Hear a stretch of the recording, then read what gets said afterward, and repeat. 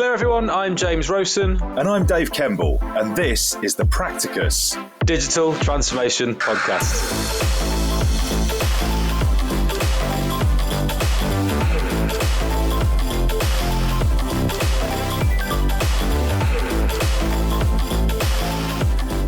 Hello everybody and welcome to the latest instalment of our Practicus Digital Transformation Podcast. Today we're delighted to be joined by Tim.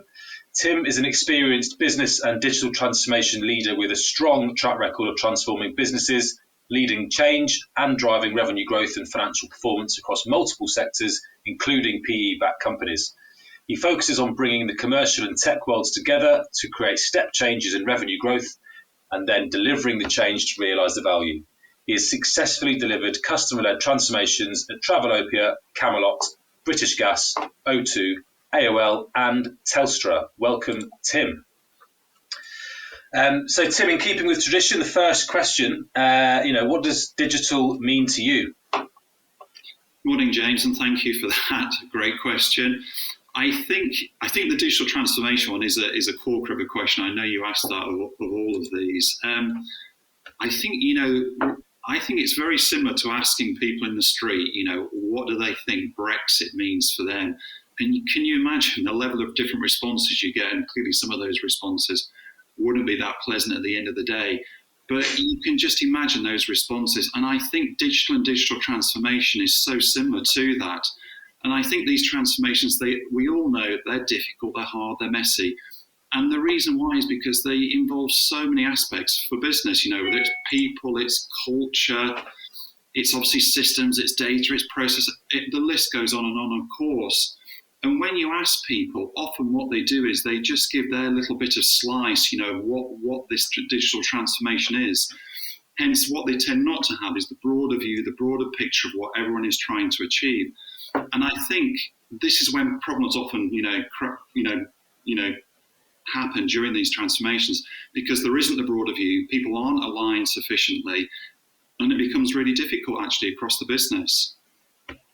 So are you saying then, morning Tim, it's Dave here, but Morning, Dave. I'm really keen to understand this. So are you saying that there's different interpretations of digital and that most companies haven't actually sat down to have that conversation about what they all collectively agree is, one, their interpretation of it, and also what they need to do with regards to it?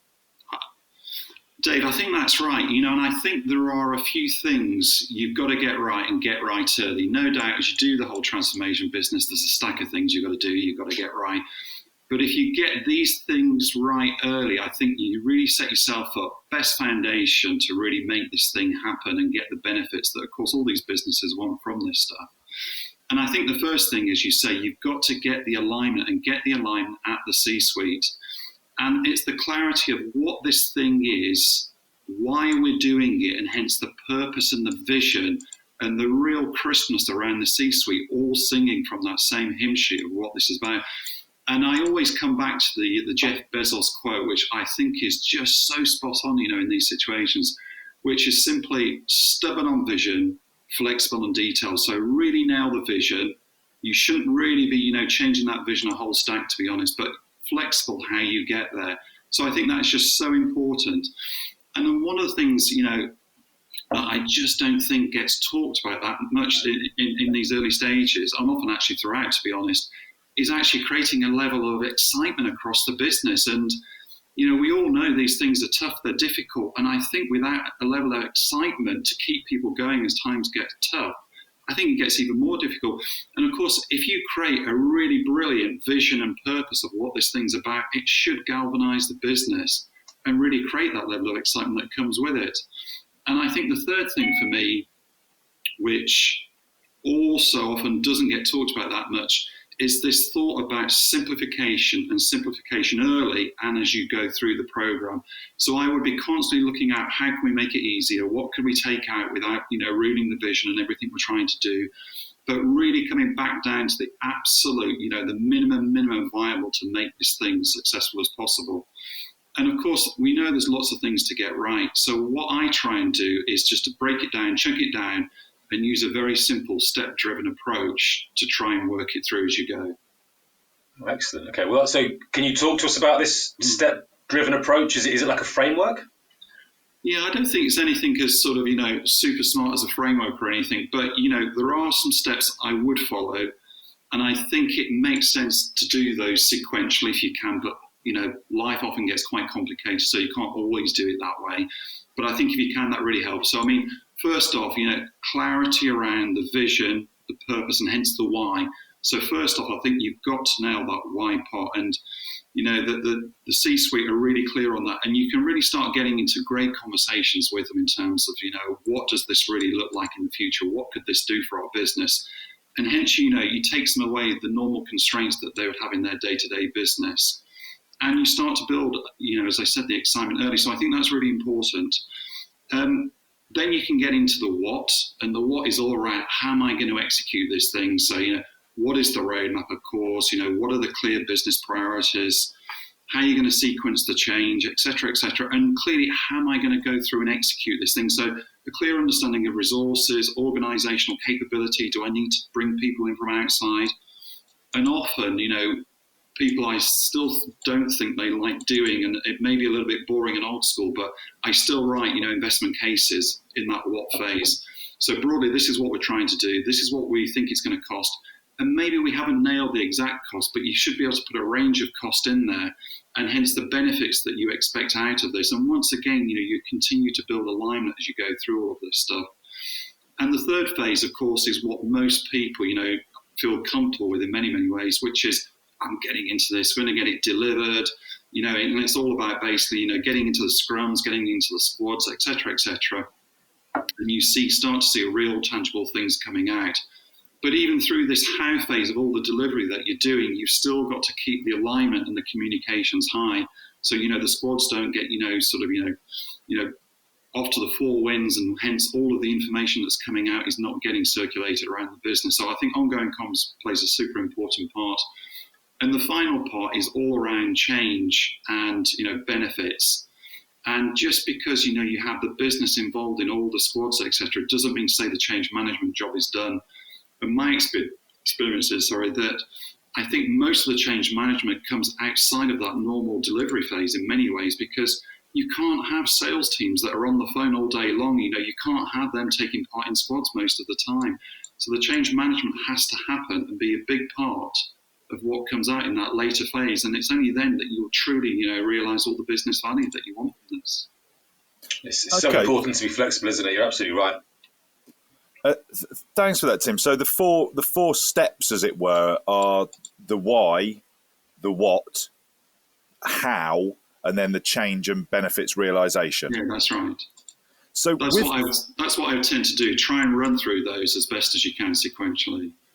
So if possible, let's go into some detail on those, especially when we looked at the why then, touching on what we talked about earlier, the alignment of the C-suite around the vision for transformation. So you've got to do that. How do you go about doing that in your experience? I think it is interesting with one business I work with. It took, months doing this, and, that may sound an awfully long time to spend. But, this was a business that was fairly siloed, reasonably political, and we had to try, galvanise the business around doing it. So what I would normally do is start off by interviewing all the C-suite. You spend real time doing that, including the CEO, of course. And you're starting to, get them to paint their picture of what great would look like as the output from this transformation that we're all trying to go through. And, I usually give them a couple of scenarios to think about as part of trying to describe it. One would be essentially around more business as usual, in terms of, this is the current business you have. But effectively, you can change products, can change services and customers to some extent. But broadly, what could you do within that remit and what great would look like? And then the second scenario is far more transformative in many ways. And it's basically saying, what business could you be in off the back of that?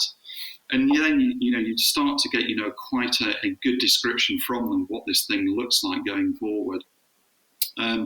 What I then try and do is once you've got all of that information, you would then workshop with the C-suite, and you bring them all back together, having collected all this information. And, you clearly want to get into debate. So what I'll tend to do is, there are often polar opposites that will come out during those interview stages. Sure. And I'm going to present all the polar opposites and get into that discussion, because that's what you're trying to do. It's the debate and the discussion, which is the real value of what this is all about. And the other thing I've used before that has worked really well is to have an artist in these discussions. And the artist there is, recording pretty much real time what's coming out. And it really massively helps to build, that level of alignment as you go through this. But as I say, this process can take months. And with this one client, it did actually take a few months to go through. But of course, as you're going through the time on all of this, is you are building detail about this. So it's not just a very high level vision. You're getting into the objectives of what this is about, how we're going to measure it, how we're going to determine business value from it, all of those sorts of things. And the other thing I really like to get into is really risk as well, because often I don't think that gets talked about very much often that early. And I think if you can have a really robust conversation, how risky is this thing? What are the risks coming from this? How are we going to mitigate those risks to the best we can? It really gives a far more, shared sense of what we're getting into. And, but hopefully by the end of that phase, you've got a really robust, set of documentation, however that's formatted. And coming out of it, you've got a very aligned C-suite. But in some ways, even more importantly, the way they tell the story of what this thing is about is even more important, because it's aligned at that point. The way they tell the story is very similar. And that's what I tend to see, really. Interesting. So they're all going to have a common goal. And I would imagine the common goal is the same, but how they see getting there is very different. Is that fair? I think it depends, to be honest, Dave, on the situation. I think they'll certainly have a common view of what this is about. Clearly, they'll have their own snapshot on what this thing is, depending on their functional area to a large extent and what it means for them personally in their part of the organisation. But the collective should be much, much tighter. And broadly, the way they describe that overall purpose and vision should be much tighter as a result.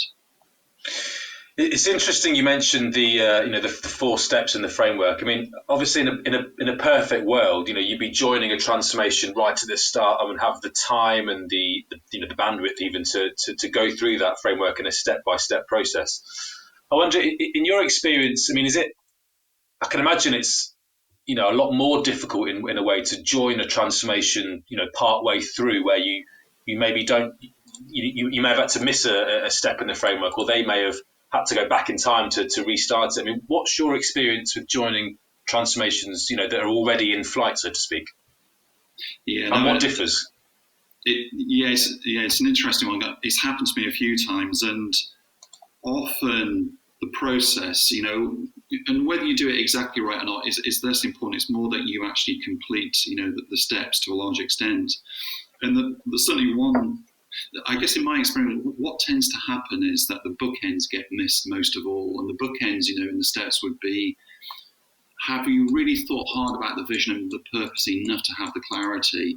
And how much energy and effort have you really put into doing the change management and realising the benefits out of it? And I think what tends to happen is that there's obviously always huge pressure, isn't there, to get stuff done and show progress and everything else. So often I think businesses tend to dive in and start delivering too quickly, too early, without all of the foundation and the setup being in place. And of course, by getting into that how phase and starting to deliver, no doubt they'll have a bit of a view on roadmap as well. It gives everyone a sense that they're actually achieving and it's going really well and stuff's coming out, and we can see, various, tools being developed, processes happening, whatever it is, in terms that we're trying to develop. But of course, it's often only in 6 months, in 12 months, or even 18 months in one case I had, where actually some of the issues and the challenges start coming out, because actually maybe the costs are actually spiraling out of control. Maybe the benefits not coming out. Maybe this thing is not quite what we expected. And of course, whilst it gives you short-term, feeling of good that you're actually getting started and getting stuff going, it doesn't always work, I think, very well. And hence, always I have this thought around, less haste, more speed, and hence getting the foundational elements correct, I think, is super important. Absolutely. I think it was that age-old adage of Lincoln said, if you had 8 hours to chop a tree down, he'd spend the first 6 sharpening the axe. It's really important to get that preparation in place really early on. Otherwise, again, things can just escalate and spiral out of control really quickly. So do you have any specific examples of that, Tim? Yes, there was one actually I was involved with, and I joined sort of about 18 months into a program, which obviously is quite a long time. You can imagine an awful lot of water had gone under the bridge by that stage. And when I joined the business, it looked pretty good actually. On the surface anyway, that the business seemed to be pretty engaged in all the program, etc., etc. But you start picking away, and definitely some warning signs around the edges more and more that the tech side seemed to be driving most of the day-to-day activity on the business, which clearly, obviously, the technology guys play such a massive part. They have to be, super, super engaged. But it was the fact that it was like they were driving the program pretty much full stop. And, clearly they were way over where they expected to be from a cash burn point of view, which, you can argue, well, is that good? Is it bad? And the more we got into it, it didn't look and feel right given the level of cash burn. The scope coming out was sort of not what they were really looking for. The scope seemed a bit off, and actually the more I got into it, actually the scope was quite significantly off. And there were two fundamental issues really when you get into it. One was, once again, back to alignment. When I went around all of the key business stakeholders, they all had a quite different view of what this thing was and what it was there to do. So it's like, crikey, that's not good. You really want really strong alignment at the top, and it wasn't there. But then just to make matters worse, actually, it was the tech guys who were actually driving the day-to-day scope of the program. They were the ones writing the use cases and filling the backlog. They were doing all of that work. And it was like, where's the business in all of this? Why are they not writing this? Are there no product owners, for instance, on the business side doing all of this work? And there just wasn't. And you pick them all away, and actually the business just didn't have the set of capabilities. So they thought it was fine to have a broad view of what this thing was like at the very top, but of course that wasn't aligned either. Then they just expected this thing to go get delivered. Actually, they would check in, every month or so, and it would all be okay. And clearly it wasn't. And it turned out that they were, once we'd really understood the level of cash burn, they were massively over budget, and essentially they'd gone and built mostly the wrong thing. It was not, I can really remember the time very well. It was very, very painful. You can imagine the level of board conversation was pretty tough and pretty challenging as you're going in presenting the cold facts and the fact that probably, most likely, we were going to have to stop. We may be able to reuse some of the, the software components and some of the delivery stuff so far, but the chances are of reusing all of it was highly unlikely. And we had to go back and actually do the early phases properly and get the alignment of what this was. And the more we got into it, actually, we did get the alignment, and actually that wasn't too bad in the end, but we actually found we'd actually selected the wrong tech product.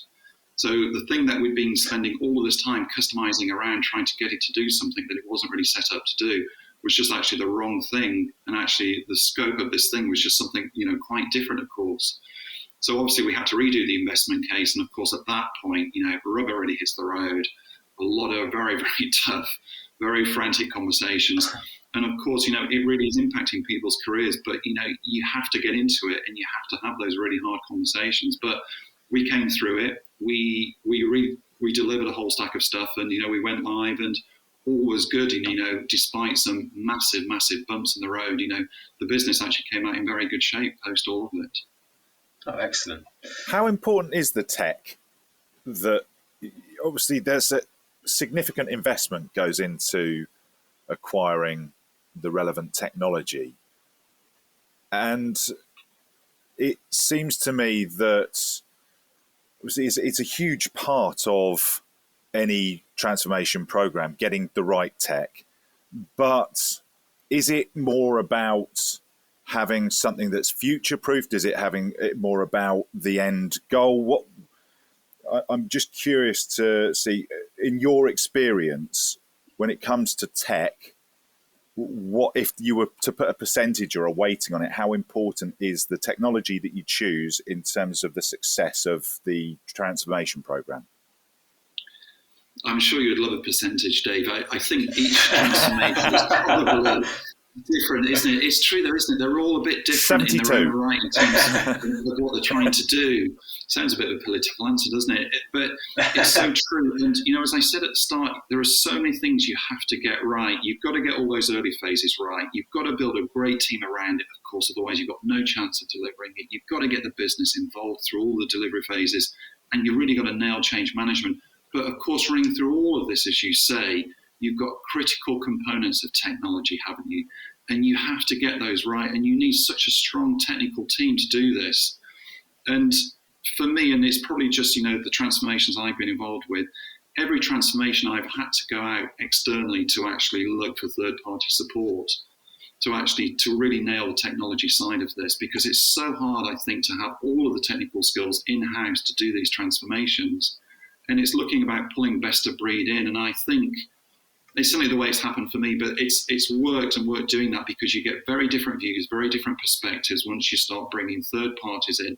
By even going through an RFP process, to be honest, you learn an absolute load of stuff that you wouldn't have otherwise have got. So I think technology is critical, obviously, but having the skills and the strength of the people around the tech is just everything. And I think really understanding, getting the right source of, in and external views coming in, I think is, for me, probably the most important thing as part of the tech piece, really. We've discussed that before, actually, that, getting a perfect blend of internal versus external support and staffing on a digital transformation is really important. If nothing else, just to bring in some, external ideas and lessons learned from previous engagements. So it's interesting that you've also mentioned that, Tim. I was just going to ask as well, you've done a lot of work in organisations which have been B2C focused. How have you seen consumers' response to technology change over the last 10 to 15 years? Has it been easier implementing solutions? Because a lot of what you would have done surely is yes, you want to change how you work internally, but it's for a purpose, as you talked about earlier, which is to perhaps be better aligned with how you work with consumers and customers. Have you seen a shift from how consumers receive technology? 100% yes. I mean, and I think we all know this, but it makes life obviously really tough. But it's Apple, it's Amazon, it's Facebook, it's whoever, they're driving consumer expectations, aren't they? And whether you're a bank, whether you're a service company, utility, whoever you are, you can't say to the customer, well, look, let me off a bit here. I'm just a this, I'm just a that. Their expectations are set by the best. So when you go in, and whether you're just trying to actually buy this, check out on your basket, we all have it. My expectations are through the roof now. On my checkout, if I can't do a quick guest, process through that, I don't want to give you my username, password, and all the stuff, for instance, I should be able to do, whether it's social logins or whatever. It's just the expectation is through the roof. And I think consumers, as a result, they all give you, I don't know what the time is, I have no actual data to say this, but I know from my own experience, it's 30 seconds or something. I'm not going to give a site much time. I get so frustrated so quickly. And I think most people are generally like that now, the expectations. And of course, the level of innovation, just on delivering as well, especially through COVID, all these companies delivering all this stuff. And now, of course, if you can't get stuff delivered within 24 hours, that's not good enough. Now, clearly, there are consequences for all this delivery stuff that we all know about, in terms of the climate and everything. But our expectations are just set by the best out there, and I think it's incredibly difficult now. And it all comes back to, you've got to set that, in that vision and purposing, where you're really trying to aim at. Because clearly, you're not just trying to aim for the next 3 to 6 months. You're looking out ahead, and where am I starting to draw the line in the sand? And you're trying to set the capabilities such that you can get there, on that journey that you're choosing to take. So the bar is very, very high. Yeah, we've become the instant gratification generation almost. I wonder sometimes, James probably doesn't remember the days of Blockbuster, having to go to Blockbuster Video. Just about. But you used to go to Blockbuster Video on a Friday evening, and if they told you that they didn't have a video or a DVD, but they would due one back, you'd wait. True. You'd wait an hour hoping that someone would put something through the letterbox, and you go, oh, there you go, there's my DVD, I can watch that. What's a DVD?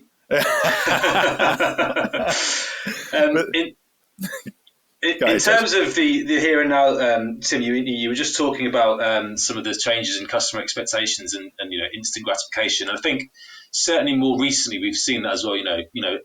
Almost everyone has been getting semi-regular or regular Amazon Prime deliveries in the last year during lockdown, and we've seen internally here at Practicus that COVID's certainly given a big boost in terms of digital transformations for organisations, whether it's internally or externally. I mean, for those that work in the digital transformation space, I mean, this sounds like great news, right?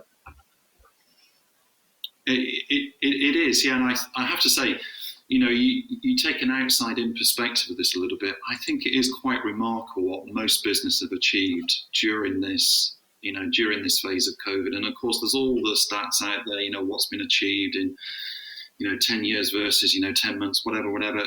It is quite remarkable, though, what companies have done, and they have achieved it. And I think there broadly been, my external perspective, there are broadly been two types of transformation that have happened. Now, clearly there may be others, but the two big ones that I've seen happen is, rapidly everyone had to move from a place, everyone going in the office to everyone working at home. Now, how do I deploy that remote workforce? How do I support them system-wise, process-wise, and all of the other things that come with it, of course. And I've had to do that as a business incredibly quickly.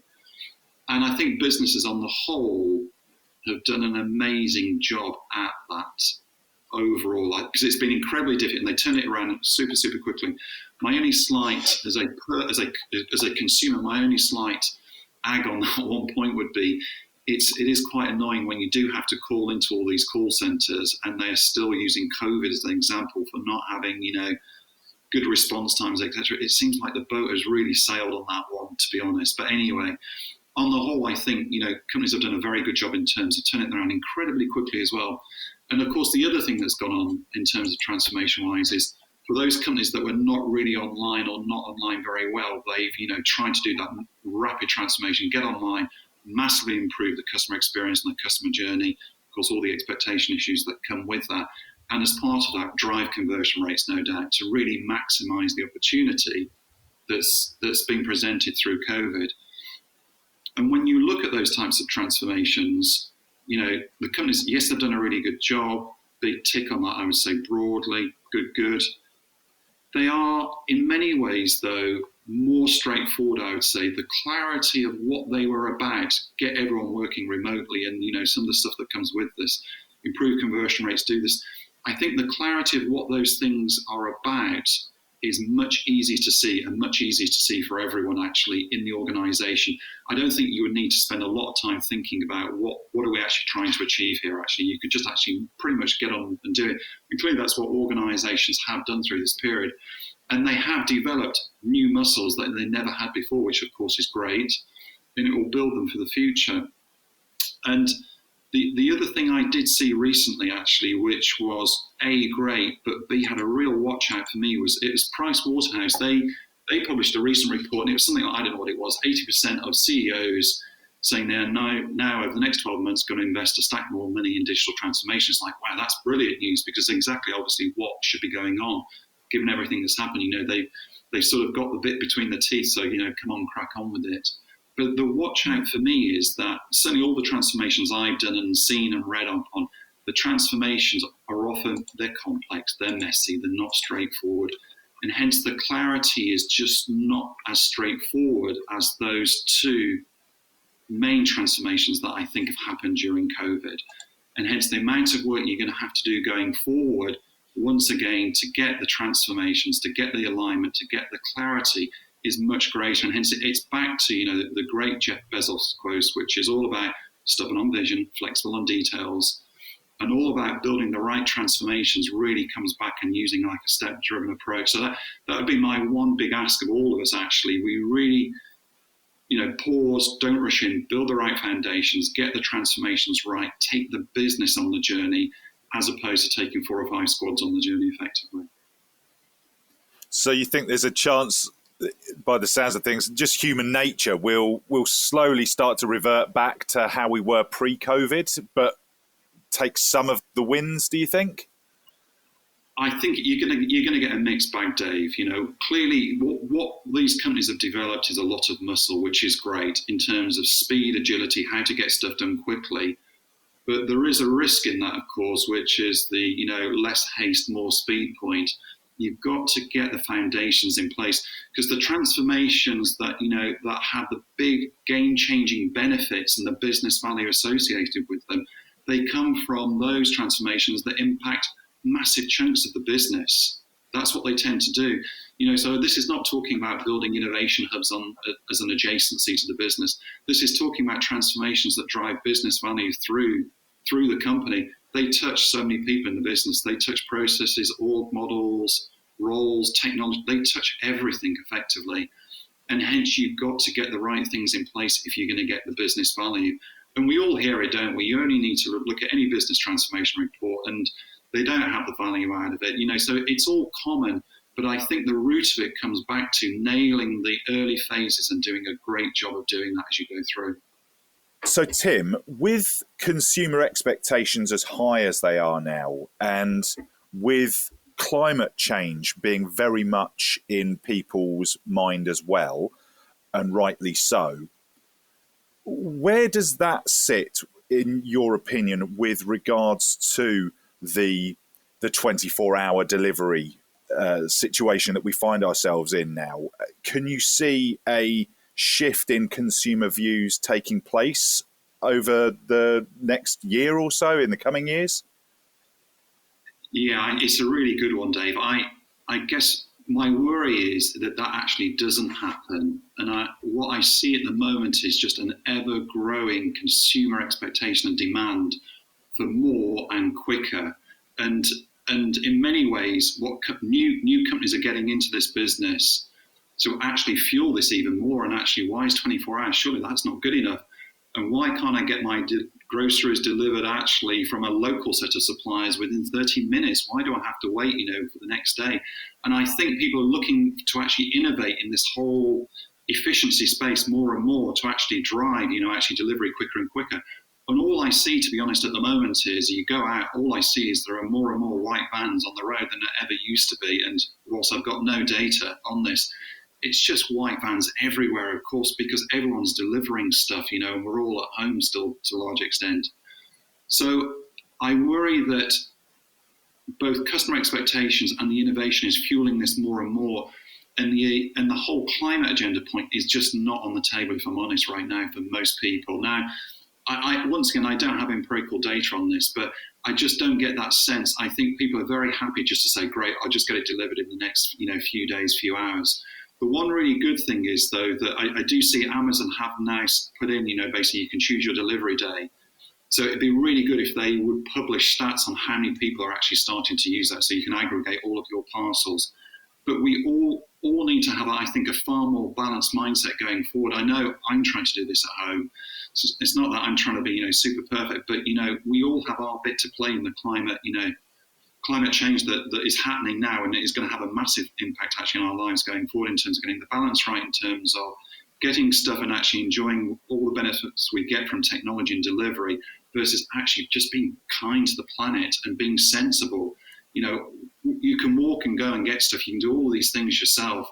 And we just need to be really mindful things don't come for free. Just because there is not a cost attached to them today, so there's no carbon tax attached to some of these things of getting delivery really quick today, it's not to say in the future there won't be a carbon tax applied. But I think we all need to be mindful there is carbon impacts as we do all of this stuff going forward. And I think the more the debate happens, you know, like this type of question going forward, I think is just perfect. You make a really good point. One of the things that always confused me was the clothing deliveries that are now done. People will order mass amounts of clothing in to try on different sizes and then send them back, and that's all free. And you think, well, there's got to be some implication to the environment there, but will there be a shift then for consumers, and how long? Perhaps there's no answer to this. There will be a shift probably to whether one company will deliver and be able to promise energy efficient or, you know, carbon neutral. Well, then you'll possibly see a shift, as long as there's no cost. I think people will certainly move to being kinder to the environment. But there's for right. everyone that For a consumer, you want best of both worlds, don't you? Can I still get stuff delivered quickly and efficiently, and can it be done in either a very low or effectively no carbon, carbon way? Of course, that's the ultimate. But we all know Amazon have been trying to figure out how to do the drone delivery and everything else, and obviously that on a mass scale, I don't know how far that is off, but clearly it's not here right now, and it probably is, a little while away to get it across, reasonable sized geographies. So I think, we just all need to be mindful that things don't come for free. And I think it's just, as I said before, a more balanced conversation.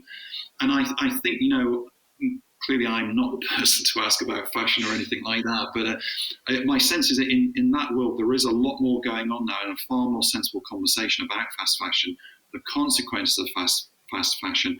And so many of these startups now that I've seen over the last few months, trying to create new businesses all around about, vintage and secondhand clothing, and actually really trying to drive that market. And I think it really taps into something incredibly powerful and incredibly strong, actually. Absolutely.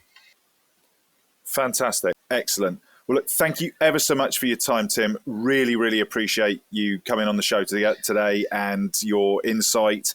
Really, really interesting. And if anyone wants to get in touch with Tim, please do find him on LinkedIn, Tim Copper, or any questions for Tim, you can reach out to me, Dave Kemble, at dave.kemble@practicus.com.